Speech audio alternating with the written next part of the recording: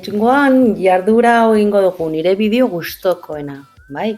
Kasu honetan, ikusiko dugu lana nolakoa den, eskatzen digute beste lan edo informazio baten esteka txertatzea. Nik bilatu dudan gauza bat, txertatzea esteka bezala, bai?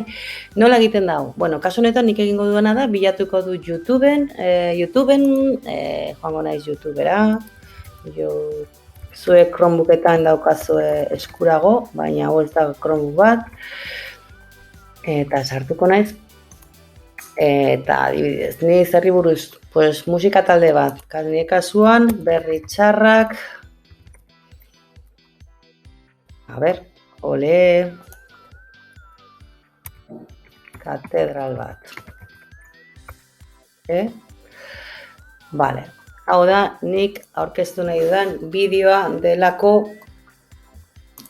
delako niri asko gustatzen zaidan kanta bat, bale?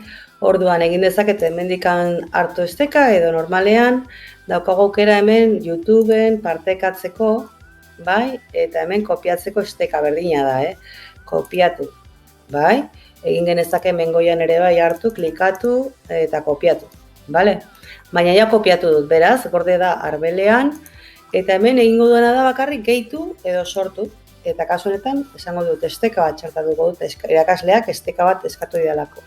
Jarriko dut hemen eta Ctrl V edo itxatxi, pegar, edo Ctrl V, dakizuen bezala, gehitu esteka. Vale. Orduan irakasleari aterako zaio nire bideoa, nik aukeratu dutan bideoa. Beti bezala, azkeneko pausua, entregatu.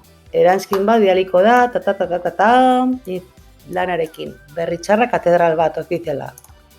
Entregatu. Hau da, niri eskatu diatena eta nik aurkezten duana. Zuen kasuan, nahi duzuena hori buruz egin, musika bideo bat, gai bati buruzkoa, nahi duzuena.